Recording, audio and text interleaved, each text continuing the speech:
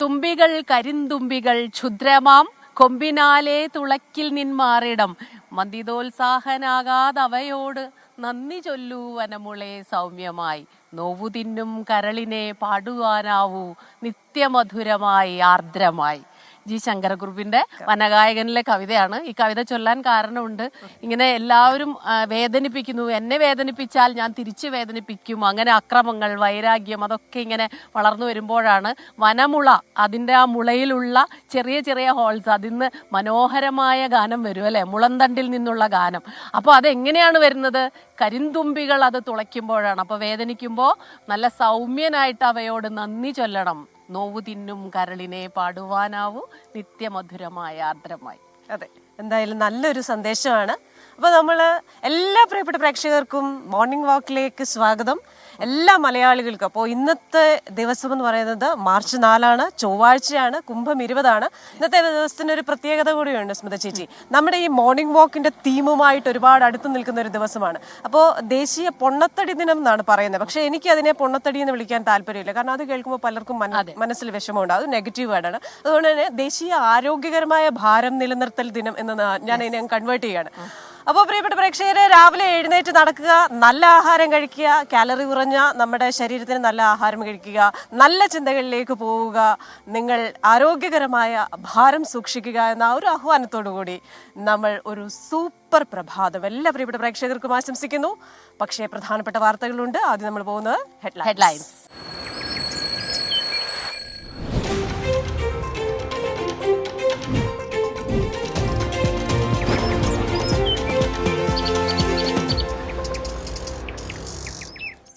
അപ്പോൾ പ്രിയപ്പെട്ട പ്രേക്ഷകരെ, welcome back to morning walk. എല്ലാവരും ചാടി എഴുന്നേറ്റ് നിങ്ങളുടെ പ്രഭാത കൃത്യങ്ങളൊക്കെ നിർവഹിച്ച് നമ്മുടെ മോർണിംഗ് വാക്കൊക്കെ കണ്ട് മോർണിംഗ് വാക്കിന് ഇറങ്ങി നിങ്ങളുടെ ആരോഗ്യവും മെച്ചപ്പെടുത്തുക എന്നുള്ള ആ ഒരു ലക്ഷ്യത്തോടെയാണ് നമ്മൾ ഈ പ്രോഗ്രാം തുടങ്ങിയത്. നമ്മൾ ഇന്ന് നിൽക്കുന്നത് ഗ്രാമവിശുദ്ധിയുടെ ഒരു സ്ഥലത്താണ്. കഴിഞ്ഞ ദിവസം ഈ സ്ഥലത്ത് നിന്ന് പ്രേക്ഷകർക്ക് നല്ല ഭംഗിയുള്ള കാഴ്ചയൊക്കെ കാണിച്ചു തരണമെന്ന് ആഗ്രഹം ഉണ്ടായിരുന്നു. അൺഫോർച്ചുനേറ്റ്ലി നടന്നില്ല. അപ്പോൾ നാട്യപ്രധാനം നഗരം ദരിദ്രം, നാട്ടിൻപുറം നന്മകളാൽ സമൃദ്ധം എന്ന് പറയുന്നത് പോലെയുള്ള ഒരു ഗ്രാമം. ചേച്ചിക്കാണ് കൂടുതൽ പറയാൻ പറ്റുന്നത്. സ്ഥലം പറയൂ. അത് ഈ സ്ഥലത്തിന്റെ പേര് വെളിയത്ത് നാടെന്നാണ്. ആലുവ UC കോളേജ് കഴിഞ്ഞിട്ട് തടിക്കക്കടവ് പാലം നമ്മൾ മുൻപൊരിക്കൽ ചെയ്തിരുന്നു. അപ്പൊ ആ തടിക്കക്കടവ് പാലത്തിലേക്കുള്ള ഒരു വലിയ പാടശേഖരാണിത്. ഇവിടെ ഇപ്പോഴും നെൽകൃഷിയൊക്കെ ഉള്ള ഒരു സ്ഥലമാണ്. അത് തന്നെയാണ് അതിന്റെ ഒരു പ്രത്യേകത. കാരണം പാടങ്ങളൊക്കെ നികത്തി നമ്മൾ കുന്നുകളും വയലുകളും ഒക്കെ ഇടിച്ച് നിരത്തി നമ്മൾ കെട്ടിടങ്ങളൊക്കെ പണിത് വികസനത്തിന്റെ മറ്റൊരു വശമായി അതങ്ങനെ മാറിക്കൊണ്ടിരിക്കുമ്പോൾ പച്ചപ്പൊക്കെ കുറഞ്ഞു വരുന്നു എന്ന് പറയുന്നു. പക്ഷെ ഇവിടെ ഇപ്പോഴും നല്ല പച്ചപ്പും ഹരിതാഭയും ഒക്കെ ഉണ്ട്. നേരം പുലർന്നു വരുമ്പോൾ നമുക്ക് അതൊക്കെ കാണാം അല്ലേ. കഴിഞ്ഞ പ്രാവശ്യം അത് കാണിക്കാൻ പറ്റാതിട്ട് നമുക്ക് ഭയങ്കര വിഷമമായിരുന്നു. അതുകൊണ്ട് ഈ പ്രാവശ്യം അങ്ങോട്ട് തന്നെ ഞങ്ങൾ തിരിച്ചു വന്നു. അപ്പോൾ വളരെ പ്രധാനപ്പെട്ട വാർത്തകൾ ഹെഡ്ലൈൻസിൽ നിങ്ങൾക്ക് മനസ്സിലായി കാണും. നിർണായകമായ വാർത്തകൾ വരുന്നൊരു ദിവസം തന്നെയാണെന്ന്. അപ്പോൾ നമ്മൾ ആദ്യം പോകുന്നത് വത്തിക്കാനിലേക്കാണ്. നിരവധി പേര് പോപ്പ് ഫ്രാൻസിസിന്റെ ആരോഗ്യ നില എങ്ങനെയാണെന്ന് ചോദിക്കുന്നുണ്ട്. ശ്വാസകോശ അണുബാധയെ തുടർന്ന് ആശുപത്രിയിൽ കഴിയുന്ന ഫ്രാൻസിസ് മാർപ്പാപ്പയുടെ ആരോഗ്യസ്ഥിതി വീണ്ടും മോശമായി എന്ന വാർത്തയാണ് രാവിലെ തന്നെ നമുക്ക് അറിയിക്കാനുള്ളത്. കഫക്കെട്ടും ശ്വാസ തടസ്സവും വർദ്ധിച്ചതിനെ തുടർന്ന് വീണ്ടും വെന്റിലേറ്റർ സൗകര്യം ഏർപ്പെടുത്തിയിട്ടുണ്ട്. ആരോഗ്യനില വീണ്ടെടുത്തെന്ന ആശ്വാസ വാർത്തകൾക്കിടെയാണ് സ്ഥിതി വീണ്ടും മോശമായത്.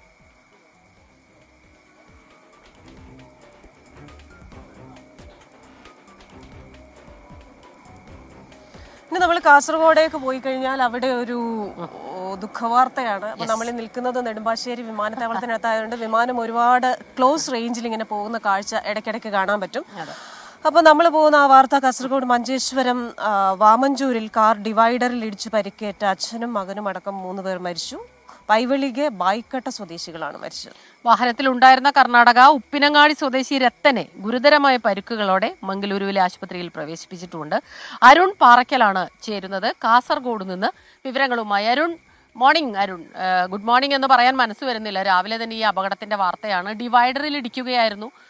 ഉറങ്ങിപ്പോയതാണോ? കാരണം എന്താണ് കൂടുതൽ വിവരങ്ങൾ?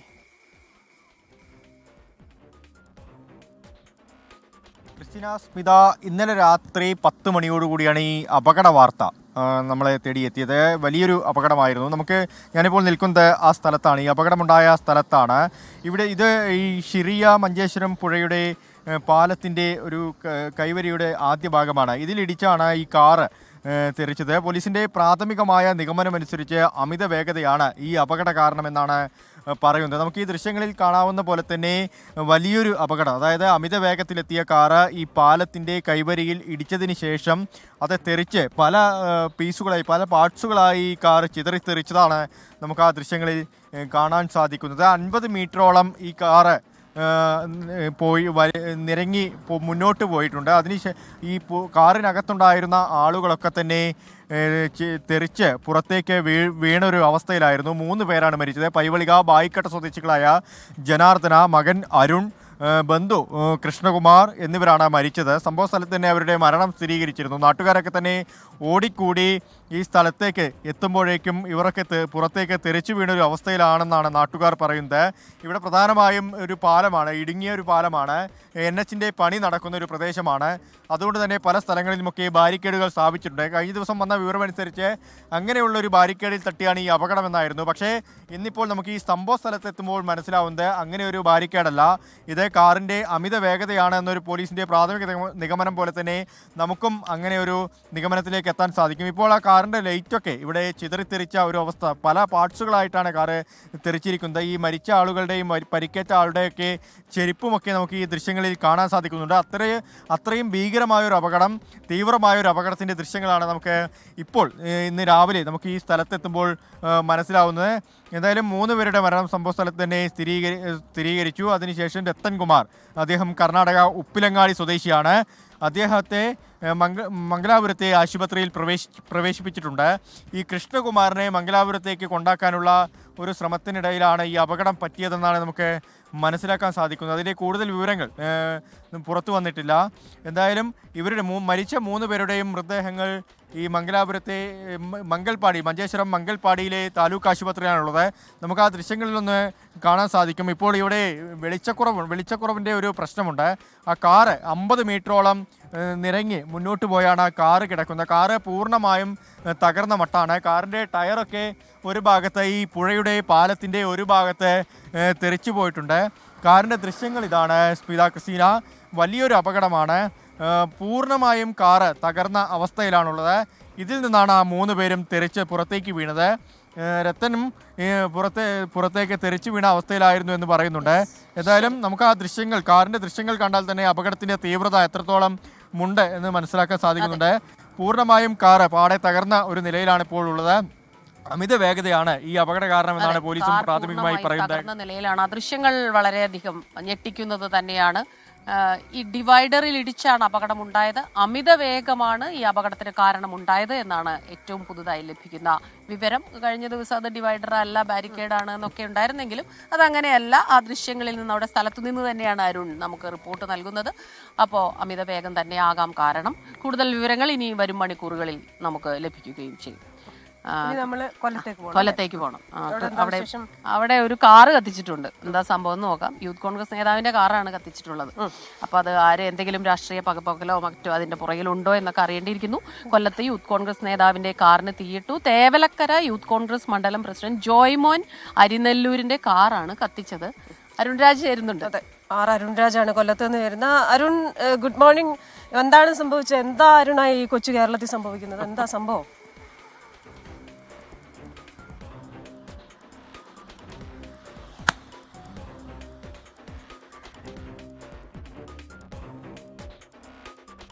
ഇന്ന് പുലർച്ചെ കത്തിയത്. സംഭവത്തെ തുടർന്ന് നാട്ടുകാരും ജോയിമോനും എല്ലാം ചേർന്ന് ഈ കാറിലുണ്ടായിരുന്ന തീ അണച്ചു. തുടർന്ന് പോലീസ് സ്ഥലത്തെത്തി ഇപ്പോൾ പരിശോധന ആരംഭിച്ചിട്ടുണ്ട്. ഈ ജോയിമോന് രാഷ്ട്രീയപരമായും വ്യക്തിപരമായും ശത്രുക്കളുണ്ട് എന്നുള്ളതാണ് നിലവിൽ പോലീസിന് ലഭിക്കുന്ന വിവരം. ഇതിന്റെ പകപോക്കലാകാം ഈ കാറിന് തീയിട്ടത് പിന്നിൽ നിന്നുള്ള വിവരം കൂടി പോലീസ് സംശയിക്കുന്നുണ്ട്. എന്തായാലും സംഭവത്തിൽ അന്വേഷണം ഇപ്പോൾ പോലീസ് ആരംഭിച്ചു.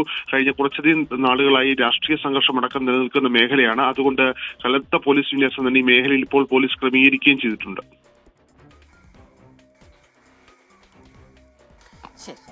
അരുൺരാജാണ് വിവരങ്ങളുമായി ചേർന്നത്. എന്തായാലും ഈ കാറിന് തീയിട്ടിരിക്കുന്നു, കാർ കത്തിയിട്ടുണ്ട്. അപ്പോൾ ഇദ്ദേഹത്തിന്റെ എതിരാളികൾ ആരെങ്കിലും ആണോ, ആ രീതിയിൽ ഒരു വൈരാഗ്യ ബുദ്ധിയോടുകൂടി ചെയ്തതാണോ എന്നുള്ള കാര്യത്തിലൊക്കെ നമുക്ക് വിവരങ്ങൾ ലഭിക്കേണ്ടതുണ്ട്.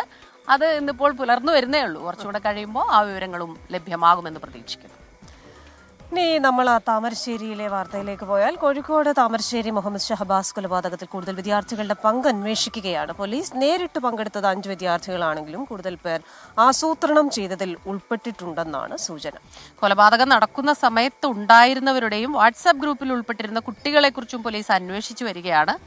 ഷഹദ് റഹ്മാനാണ് കോഴിക്കോട് നിന്ന് വിവരങ്ങളുമായി ചേരുന്നത്. ഷഹദ്, ഇന്നലെ നമ്മൾ കണ്ടതാണ് ആ പ്രതികളായ വിദ്യാർത്ഥികൾ, കുറ്റാരോപിതരായ വിദ്യാർത്ഥികൾ അവർ പരീക്ഷ എഴുതുന്നു, അതിനനുവദിച്ചതിനെതിരെ വലിയ പ്രതിഷേധം ഉണ്ടായിരുന്നു. പിന്നെ ഇന്നലെ രാത്രി നമ്മുടെ എൻകൗണ്ടറിൽ ഷഹബാസിന്റെ ഫാദർ എത്തിയിരുന്നു. അദ്ദേഹത്തിന്റെ ഒരു സങ്കടവും ഒക്കെ നമുക്ക് വലിയ വേദന ഉണ്ടാക്കുന്നതാണ്. ഇന്നിപ്പോൾ ഈ നമ്മളെല്ലാവരും ഉന്നയിച്ചൊരു ചോദ്യമാണ്, ഈ 5 വിദ്യാർത്ഥികൾ മാത്രമാണോ അതിൽ ഉൾപ്പെട്ടിട്ടുള്ളത് എന്ന്. അപ്പോൾ അതിൽ അന്വേഷണം നടക്കണം. കൂടുതൽ വിവരങ്ങൾ അതുമായി ബന്ധപ്പെട്ടാകും ഇന്ന് അന്വേഷണം പോവുക, അല്ലേ ഷഹദ്?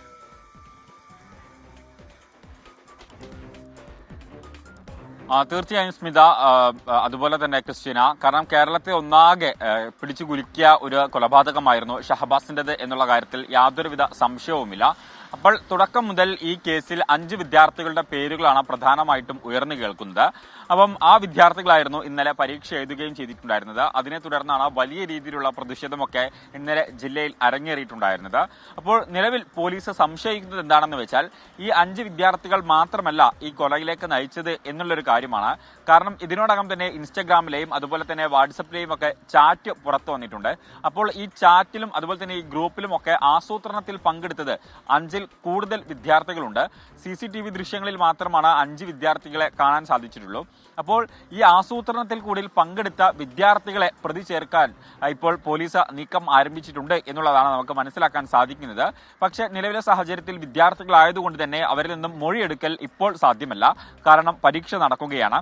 അപ്പോൾ അത് അവരെ സംബന്ധിച്ചിടത്തോളം ബാധിക്കും എന്നുള്ളത് കൊണ്ട് തന്നെ നിലവിൽ പരീക്ഷ കഴിഞ്ഞതിന് ശേഷമായിരിക്കും ഈ വിദ്യാർത്ഥികളുടെ മൊഴി രേഖപ്പെടുത്തുക എന്നുള്ളതാണ് മനസ്സിലാക്കാൻ സാധിച്ചിട്ടുള്ളത്. അതുപോലെ തന്നെ പ്രതി ചേർക്കാൻ, അതായത് കൂടുതൽ ആളുകളെ പ്രതി ചേർക്കുന്നുണ്ടെങ്കിൽ അത് ഈ SSLC പരീക്ഷ കഴിഞ്ഞതിന് ശേഷമായിരിക്കും എന്നുള്ളതാണ് നിലവിൽ നമുക്ക് മനസ്സിലാക്കാൻ സാധിക്കുന്നത്. ഇന്നലെ സ്മിത സൂചിപ്പിച്ചതുപോലെ തന്നെ ഷുഹൈബിന്റെ പിതാവ് ഇന്നലെയും അതുപോലെ തന്നെ സംഭവത്തിന്റെ ആദ്യ ദിവസവും ഒക്കെ ഈ കുടുംബം ഒന്നാകെ ആരോപിക്കുന്ന പ്രധാനപ്പെട്ട ഒരു കാര്യമുണ്ട്. കാരണം ഈ കൊലപാതകത്തിന് മുതിർന്നവരുടെ സഹായം ലഭിച്ചിട്ടുണ്ട് എന്നുള്ളൊരു കാര്യം. കാരണം ഇതിൽ ഒരു വിദ്യാർത്ഥിയുടെ പിതാവിന് ക്രിമിനൽ പശ്ചാത്തലമുണ്ട്, മറ്റൊരു വിദ്യാർത്ഥിയുടെ പിതാവ് പോലീസ് ഉദ്യോഗസ്ഥനാണ്. അപ്പോൾ അത്തരത്തിൽ വിദ്യാർത്ഥികളുടെ ബാക്ക്ഗ്രൗണ്ട് ചെക്ക് ചെയ്യുന്ന സമയത്ത് അല്ലെങ്കിൽ അവരുടെ രക്ഷിതാക്കളുടെ ബാക്ക്ഗ്രൗണ്ട് ചെക്ക് ചെയ്യുന്ന സമയത്ത് ചില അത്ര സുഖകരമല്ലാത്ത ബാക്ക്ഗ്രൗണ്ടുകളാണ് ഉള്ളത്. അതുകൊണ്ട് അതടക്കമുള്ള കാര്യങ്ങൾ പോലീസ് പരിശോധിക്കുന്നുണ്ട്. പക്ഷെ നിലവിലെ സാഹചര്യത്തിൽ പോലീസിന്റെ ഒരു അനുമാനം അല്ലെങ്കിൽ പോലീസ് എത്തിച്ചേർന്നിട്ടുള്ള ഒരു നിഗമനം എന്ന് പറയുന്നത് വിദ്യാർത്ഥികൾ മാത്രം ആസൂത്രണം ചെയ്തിട്ടുള്ള ഒരു ആക്രമണമാണ് എന്നുള്ള കാര്യമാണ്. എന്തായാലും ഇതുമായി ബന്ധപ്പെട്ടുള്ള അന്വേഷണം നടക്കുകയാണ്. കൂടാതെ അടുത്ത ദിവസം, ഇനി ബുധനാഴ്ചയാണ് SSLC പരീക്ഷയുള്ളത്. ആ ദിവസങ്ങളിലും ഇന്നലത്തേതിന് സമാനമായ രീതിയിൽ വലിയ പ്രതിഷേധം ഉണ്ടാകും എന്നുള്ളതാണ് വിദ്യാർത്ഥി സംഘടനകൾ നൽകുന്ന സൂചന. ശരി, ഷഹദ് റഹ്മാനാണ് വിശദാംശങ്ങളുമായി ചേർന്നത്. അതെ, നമ്മൾ ഈ നല്ല മനോഹരമായ അന്തരീക്ഷം എന്നൊക്കെ പറഞ്ഞാലേ രാവിലെ തന്നെ ഒരു വശത്ത് കിളികളുടെ ശബ്ദം ഇങ്ങനെ കേട്ടുകൊണ്ടിരിക്കുന്നു, മറുവശത്ത് ഈ അമ്പലത്തുനിന്നും ഒക്കെയുള്ള പാട്ടുകള്. ഇപ്പൊ ക്രിസ്റ്റീന ഒന്ന് പേടിച്ചു. എന്താ കാര്യം? ഒരു പാടത്തേക്ക് ചാടി ഇറങ്ങി രാവിലെ തന്നെ. നല്ല ഊർജ്ജത്തോടു കൂടിയാണ് ഇറങ്ങുന്നത്. അത് നമ്മൾ കണ്ടുപിടിക്കുന്നതാണ് അല്ലെ? പക്ഷെ ഇങ്ങോട്ട് കയറി വന്നു കഴിഞ്ഞാൽ ഓടാനുള്ള ഊർജ്ജമൊന്നുമില്ല. നമ്മൾ കമന്റ് ബോക്സിലേക്ക് പെട്ടെന്ന് വന്നാലേ നമ്മുടെ പ്രേക്ഷകർ, അയ്യോ ചേച്ചി എന്തെങ്കിലും പറഞ്ഞു, നമ്മുടെ പ്രേക്ഷകരൊക്കെ ഹാജരായിട്ടുണ്ട്. അപ്പോൾ നിങ്ങളുടെ കമന്റ്സ്, ഗുഡ് മോർണിംഗ് ഒരുപാട് പേര് പറയുന്നുണ്ട്. നമ്മുടെ സീന മുഹമ്മദിന്റെ ഒരു മെസ്സേജ് ഉണ്ടായിരുന്നു. ഇവിടെ അടുത്താണ് സീനയുടെ ചേട്ടന്റെ വീട്. ഇപ്പൊ നേരത്തെ പറഞ്ഞിരുന്നെങ്കിൽ, നടരാജൻ എന്നാണ് ആളിന്റെ പേര്. നേരത്തെ പറഞ്ഞില്ലല്ലോ ടീമേ എന്ന് പറഞ്ഞു. എന്റെ ടീമേ അവിടെ അടുത്ത് വന്നിട്ട് ഒരു ചായ തന്നിട്ടില്ല ടീമേ. അപ്പൊ ഇന്ന് ഭർത്താവിന്റെ ബ്രദറിന്റെ വീട്ടിൽ, നടരാജൻ എന്ന് പറയുന്ന ആ ചേട്ടന്റെ വീട്ടിൽ വിളിച്ചു പറയുക, ചായ പലഹാരം ഇല്ലെങ്കിലും ചായ അല്ലെങ്കിൽ തന്നാൽ മതി. അപ്പോൾ നമ്മുടെ Asha V Singapore, Abraham Thomas, Krishna, അങ്ങനെ ഒരുപാട് പ്രേക്ഷകരെ, ബേബി KM, കുട്ടൻ, റയാൻസ്, ഷിനു ഒക്കെ മെസ്സേജ് അയക്കുന്നുണ്ട്. കൂടുതൽ മെസ്സേജുകൾ വായിക്കാം കേട്ടോ ഇടവേളയ്ക്ക് ശേഷം. അപ്പോൾ വെൽക്കം ബാക്ക് എല്ലാ പ്രേക്ഷകർക്കും. ഞങ്ങളിങ്ങനെ നല്ല ഉന്മേഷത്തോടു കൂടിയാണ് നിൽക്കുന്നത്. കാരണം ഫ്രഷ് എയർ ആണ്. നിങ്ങൾക്ക് മനസ്സിലാവുണ്ടാവില്ലേ, എപ്പോഴും ഈ പൊല്യൂട്ടഡ് ആയിട്ടുള്ള എയർ ശ്വസിച്ച് പാടത്തിന്റെ നടുക്ക് കൂടെ നടക്കുമ്പോൾ നല്ല സുഖമുണ്ട്. ക്രിസ്റ്റീന, കൂടുതൽ വാർത്തകൾ വരുന്നുണ്ട്. എന്തെങ്കിലും പറയാനുണ്ടോ അതിന് മുൻപ്? ഇല്ല, പറയാൻ ചേച്ചി എന്നെ ഇടിക്കും പറഞ്ഞു കഴിഞ്ഞാൽ. നല്ല കുറുമായിരിക്കും.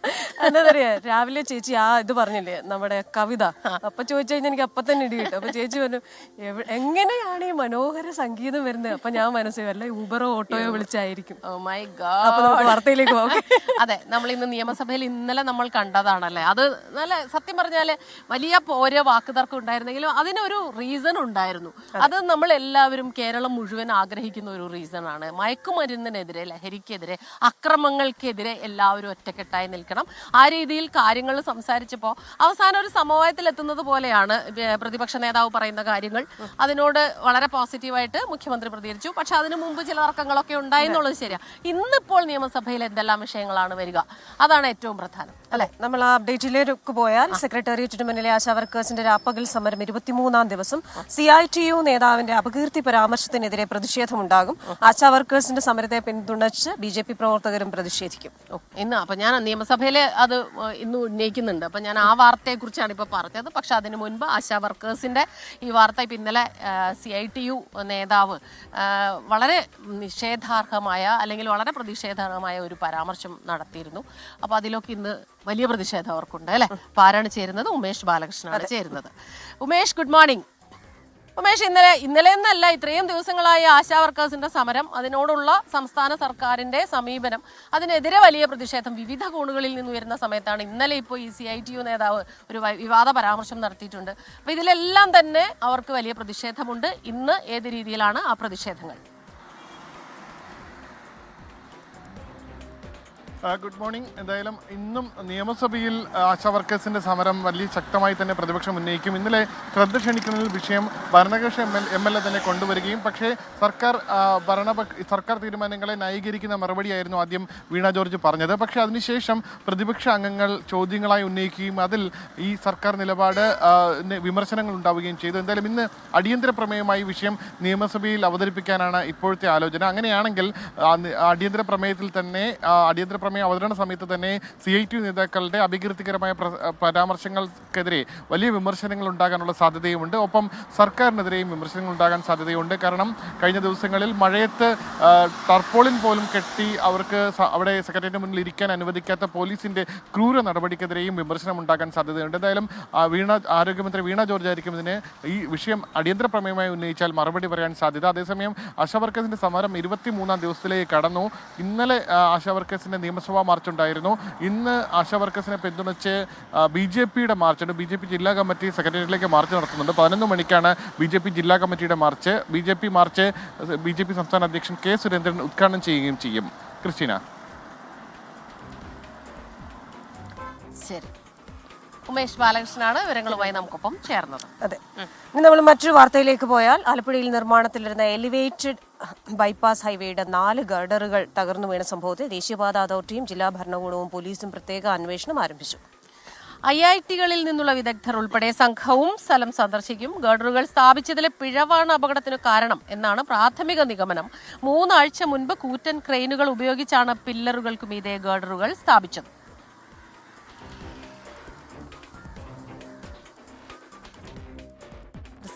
ക്രിസ്ത്യൻ, ഇന്നലെ നമ്മൾ ആ ഗർഡറുകൾ വീഴുന്ന ദൃശ്യങ്ങൾ, അതാ ഒരാള് കഷ്ടി തല നാരിഴയ്ക്കുന്നൊക്കെ നമ്മൾ പറഞ്ഞു. അക്ഷരാർത്ഥത്തിൽ അതാണ് സംഭവിച്ചത്. പക്ഷേ ഇത്തരം വലിയ സാങ്കേതിക വിദ്യയും ഒക്കെ ഉപയോഗിച്ച് ചെയ്യുന്ന കാര്യങ്ങൾ, ഗർഡറുകളൊക്കെ സ്ഥാപിച്ച് അല്പ ദിവസം കഴിയുമ്പോഴേക്കും ഇങ്ങനെ വീഴുമ്പോൾ സ്വാഭാവികമായിട്ടും നമുക്കൊരു ആശങ്ക ഉണ്ടാകുന്നുണ്ട്. ഞാൻ ഈ വാർത്ത വായിച്ചുകൊണ്ടിരിക്കുമ്പോൾ തന്നെ അത് ആലോചിക്കുകയാണ്. കാരണം നമ്മുടെ രാജ്യം അതിവേഗ വികസനത്തിലൂടെയാണ് പോകുന്നത്. നമ്മുടെ സാമ്പത്തിക മേഖലയും മറ്റു രാജ്യങ്ങളെയൊക്കെ അപേക്ഷിച്ച് നോക്കുമ്പോൾ, പല രാജ്യങ്ങളെ അപേക്ഷിച്ച് നോക്കുമ്പോൾ മെച്ചപ്പെട്ട നിലയിലാണ്.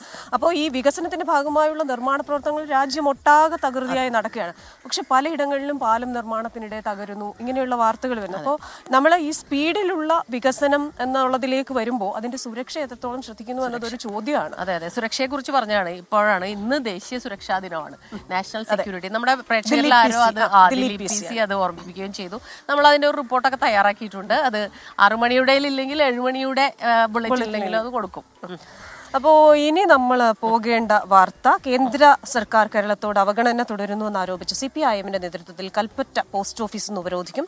മുണ്ടക്കൈ ചൂരൽമല ദുരന്ത ബാധിതരോടുള്ള കേന്ദ്ര സർക്കാരിന്റെ ശത്രുതാപരമായ സമീപനം അവസാനിപ്പിക്കുക, വന്യമൃഗ ആക്രമണ പ്രതിരോധ പ്രവർത്തനത്തിനായി കേരളം സമർപ്പിച്ച 1000 കോടി രൂപയുടെ പദ്ധതി അനുവദിക്കുക, 1972 വന്യജീവി സംരക്ഷണ നിയമം ഭേദഗതി ചെയ്യുക തുടങ്ങിയ ആവശ്യങ്ങൾ ഉന്നയിച്ചാണ് സമരം. രാവിലെ 7 മണിക്ക് ഉപരോധ സമരം ആരംഭിക്കും. 9:30 പത്തിന് കൽപ്പറ്റ പുതിയ സ്റ്റാൻഡ് പരിസരത്തു നിന്ന് പ്രകടനം തുടങ്ങും. CPIM കേന്ദ്ര കമ്മിറ്റി അംഗം KK ശൈലജ ഉദ്ഘാടനം ചെയ്യും.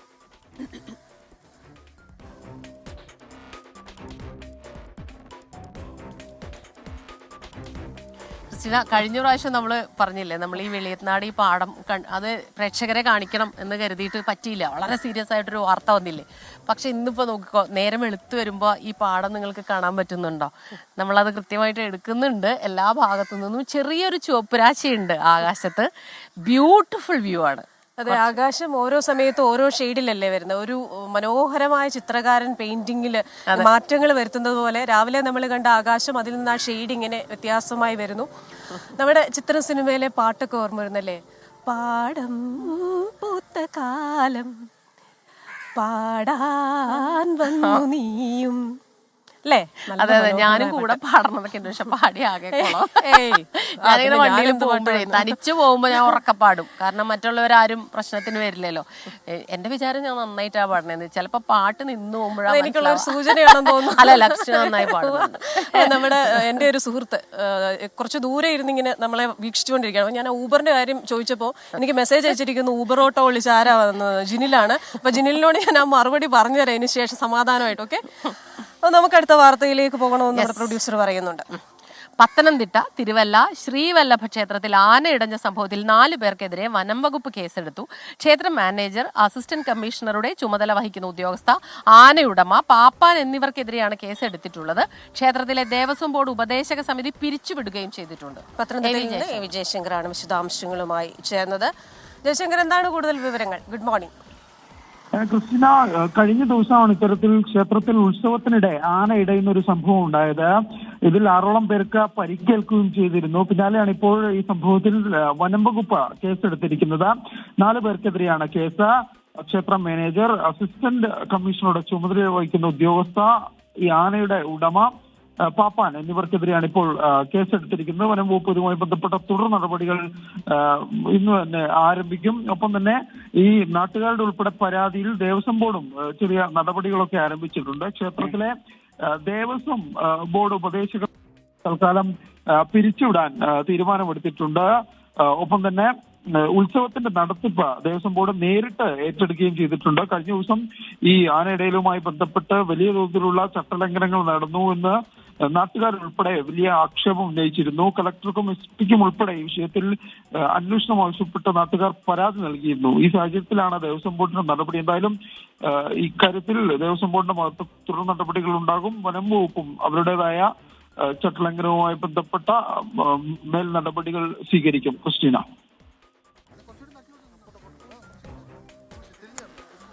അപ്പോൾ വിശദാംശങ്ങൾ നൽകിയ ദേവി ജയശങ്കറാണ്. ഈ ഗ്രാമീണ ഭംഗി കണ്ടപ്പോൾ ആ ഗ്രാമത്തിന്റെ ഉള്ളിലേക്ക് ഇറങ്ങി പോകാനുള്ള ഒരു ശ്രമമാണ് ഞങ്ങൾ ചെയ്യുന്നത്. എത്ര മനോഹരമായ പ്രകൃതി. ഞങ്ങൾ ഈ പാടത്തേക്ക് ഇറങ്ങി. എന്താ കാരണം എന്നറിയോ? ഇതിപ്പോ നെല്ല് എന്താ പറയാ, വിളവെടുപ്പൊക്കെ കഴിഞ്ഞു, അത് കൊയ്തെടുത്തു കഴിഞ്ഞു. ഇനിയിപ്പോൾ അടുത്ത കട്ടയൊക്കെ ഉടച്ച് നിരത്തി ഉഴുതുമറിച്ച് കട്ടയുടച്ച് അതൊക്കെയാണ് അടുത്ത പരിപാടി. അത് ആയിട്ടില്ല.